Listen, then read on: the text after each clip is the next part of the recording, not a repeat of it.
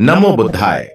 आपने अपने जीवन में ऐसे बहुत सारे कार्य किए हैं जो कि गलत हैं, और आप अभी भी ऐसे बहुत सारे कार्य कर रहे हैं जिनका परिणाम भविष्य में गलत ही होगा। लेकिन सच बात तो यह है कि आप ऐसे कार्य करते ही क्यों हैं जिनका भविष्य में परिणाम बुरा होता है।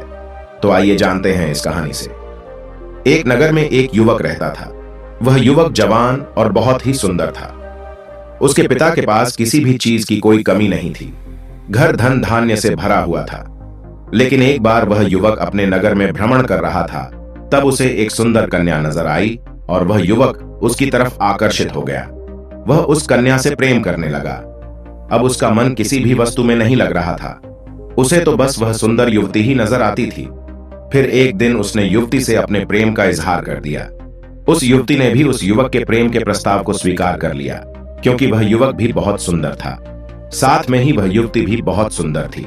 तो दोनों का एक दूसरे के प्रति आकर्षित होना तो स्वाभाविक था। कुछ समय तक तो सब कुछ अच्छा चलता रहा, लेकिन धीरे धीरे दोनों के बीच छोटी छोटी बातों को लेकर अनबन शुरू हो गई। और फिर एक दिन ऐसा आया जब झगड़ा इतना बढ़ गया कि वह युवती उसे युवक को छोड़कर चली गई।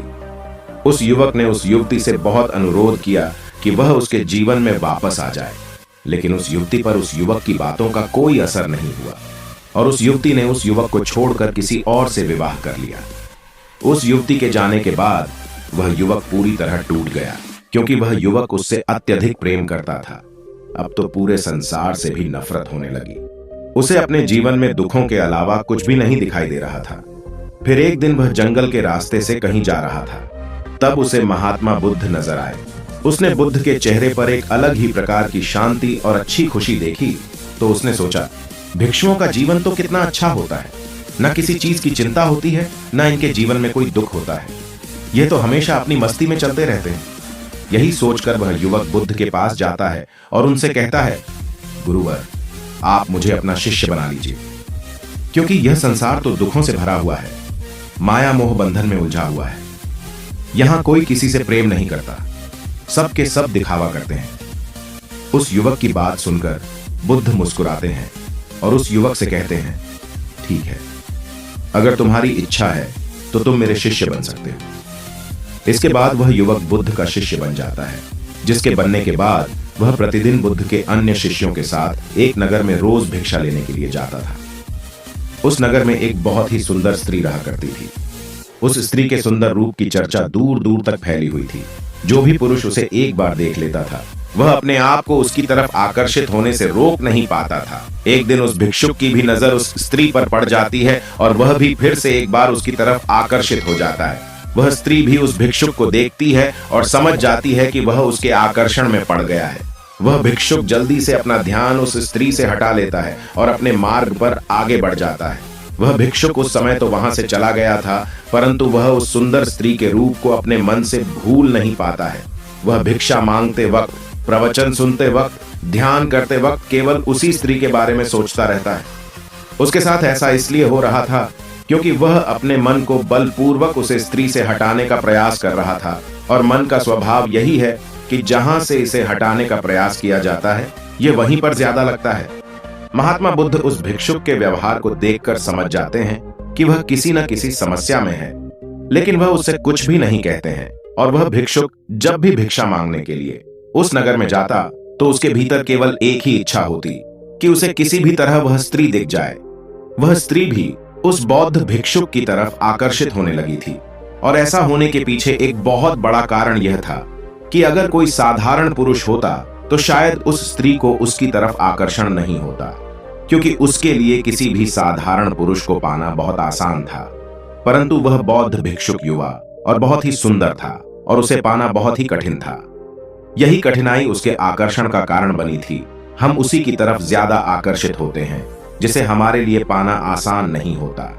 वह स्त्री भी उस भिक्षुक की नगर में आने की प्रतीक्षा करने लगती है, और वह भिक्षु भी प्रतिदिन उसी नगर में भिक्षा मांगने के लिए जाता है। फिर एक दिन वह स्त्री उस भिक्षुक को रोकती है और उससे कहती है, मुझे तुम्हारा इस तरह से भिक्षा मांगना अच्छा नहीं लगता। तुम स्वस्थ हो, रूपवान हो, तुम्हें तो किसी महल में होना चाहिए। मैं तुमसे बहुत प्रेम करती हूं। यदि तुम सन्यास को त्याग दो तो हम दोनों विवाह कर लेंगे। वह भिक्षुक उस स्त्री की तरफ आकर्षित तो हो ही गया था, लेकिन उसे अपनी पहले वाली जिंदगी याद आने लगती है कि उसने उस दुख के कारण ही तो संन्यास लिया है। फिर वह सोचता है, यह तो मुझे आगे से प्रस्ताव दे रही है और मेरे से विवाह भी करना चाहती है। वह तो मुझे छोड़कर चली गई थी और उसने किसी और से विवाह कर लिया था। इसके बाद वह तय करता है कि वह संन्यास को छोड़कर फिर से संसारी बन जाएगा, लेकिन फिर भी उसके मन में एक द्वंद्व चल रहा था। उसे संन्यास छोड़ना उचित नहीं लग रहा था। महात्मा बुद्ध इस पूरी घटना से पहले ही अवगत थे, लेकिन वह चुप थे।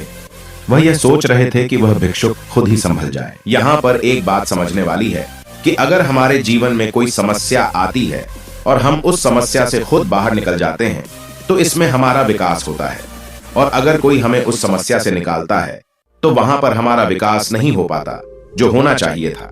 इसीलिए बुद्ध चाह रहे थे कि वह भिक्षुक खुद ही उस समस्या से बाहर निकल जाए, लेकिन वह भिक्षुक माया जाल के मुंह में फंसता ही जाता है। तो बुद्ध उसे अपने पास बुलाते हैं और उसे कहते हैं, प्रिय भिक्षुक, तुम अपने होश को संभालो। इससे पहले भी तुम इस माया जाल में फंस चुके हो और पछताए भी बहुत हो, और अब तुम फिर से वही गलती कर रहे हो। जो मनुष्य शुभ ही शुभ देखने वाला है उसकी तृष्णा बढ़ती है, वह अपने लिए और भी मजबूत बंधन बनाता है, और जो मनुष्य अपने मन को शांत कर देता है और सदैव सचेत होकर जीता है वह माया के बंधन को तोड़ देता है। बुद्ध उस शिष्य से कहते हैं, तुम माया से ग्रस्त हो, मैं तुम्हें इस माया जाल से मुक्त करना चाहता हूं। तुम केवल शुभ ही शुभ देख रहे हो, मैं तुम्हें शुभ के पीछे छुपे अशुभ को भी दिखाना चाहता हूं। प्रिय भिक्षुक, तुम अपने मन को समझो, यही तुम्हारे मन का माया जाल है जिसमें तुम फिर से फंसने जा रहे हो। पहले भी तुम इस जाल में फंस चुके हो। मेरा उद्देश्य तुम्हें रोकना नहीं है बल्कि जगाना है। अगर जगाने के बाद भी तुम जाना चाहो तो फिर मुझे प्रशंसा होगी, क्योंकि ना संसार बुरा है ना संन्यास बुरा है। अगर बुरा है तो यह मन का माया जाल है जो मनुष्य को कहीं भी टिकने नहीं देता है। पहले तुमने अपने दुखों के कारण सांसारिक जीवन को छोड़ा और अब तुम सुख की लालसा में फिर से वही संसार चुन रहे हो। तुम निसंकोच उस स्त्री के पास जा सकते हो, परंतु कुछ समय के बाद वह आकर्षण समाप्त हो जाएगा, जिसके कारण तुम अभी उसकी तरफ खींचे चले जा रहे हो। अभी तो तुम्हें लग रहा है कि वह स्त्री तुमसे बहुत प्रेम करती है, परंतु कुछ समय बाद ही वह प्रेम भी समाप्त हो जाएगा। जब तक उसने तुमको पाया नहीं और तुमने उसको पाया नहीं, आकर्षण केवल तब तक है। यही सत्य है, लेकिन यह सब तुम्हें अभी नजर नहीं आएगा। मेरा कर्तव्य तुम्हें उस सत्य को दिखाना है जो तुम अभी देख नहीं पा रहे हो। यहां पर एक बात और समझने वाली है, वह यह है कि बुद्ध अपने भिक्षुक को नरक का नाम लेकर डरा नहीं रहे थे और ना ही उसे डांट रहे थे। वह तो केवल उसे वास्तविकता बता रहे थे, वह वास्तविकता जो उसे कुछ समय बाद पता लगने वाली थी।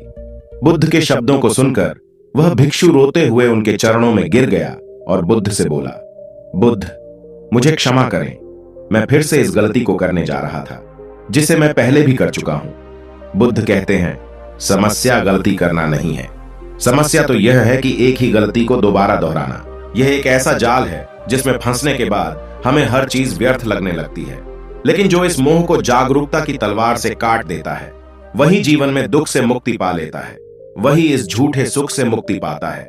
जीवन में हम तमाम चीजों से छुटकारा पाना चाहते हैं, इसके लिए अक्सर हम जोर जबरदस्ती का रास्ता चुनते हैं जो छूटने की बजाय और भी बड़ी समस्याओं का रूप ले लेती है। हम लोग अक्सर किसी न किसी चीज से छुटकारा पाने के बारे में सोचते रहते हैं और जोर जबरदस्ती करके किसी चीज से छुटकारा नहीं पा सकते हैं।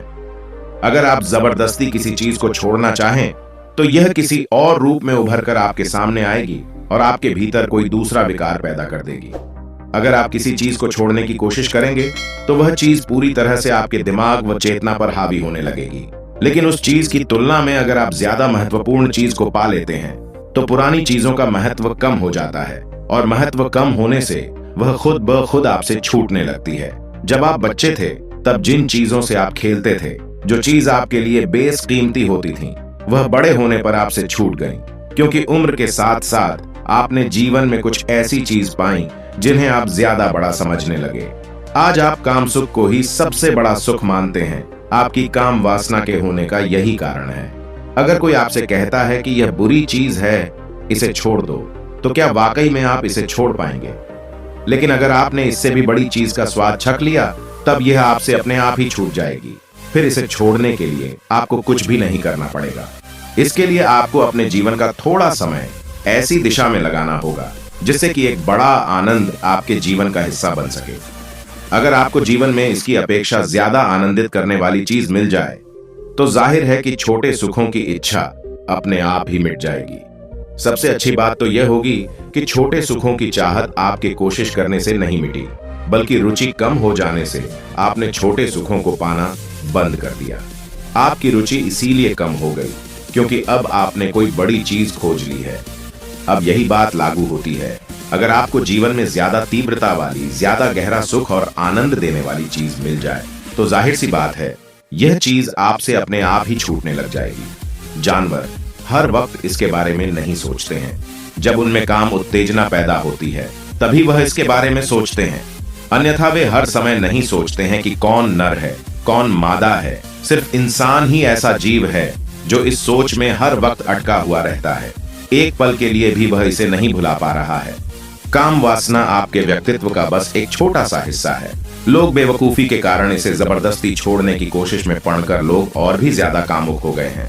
आप जिसे मर्द या औरत कहते हैं वह बस एक छोटे से शारीरिक अंतर की बात है जो एक खास प्राकृतिक प्रक्रिया को पूरा करने के लिए है। आखिर हमने शरीर के एक अंग को इतना महत्व क्यों दे रखा है? शरीर का कोई भी अंग इतना ज्यादा महत्व दिए जाने योग्य नहीं है। अगर शरीर के किसी भी अंग को इतना महत्व देना ही है तो दिमाग को देना चाहिए, न कि जननांग को।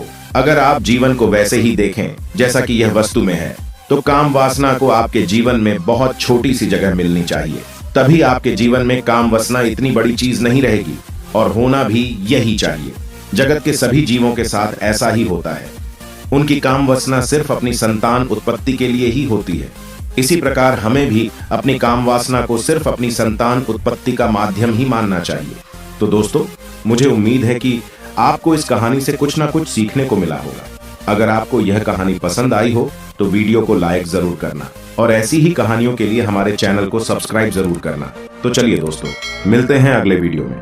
तब तक के लिए अपना ख्याल रखना, और वीडियो को अंत तक देखने के लिए आपका बहुत बहुत आभार। नमो बुद्धाय।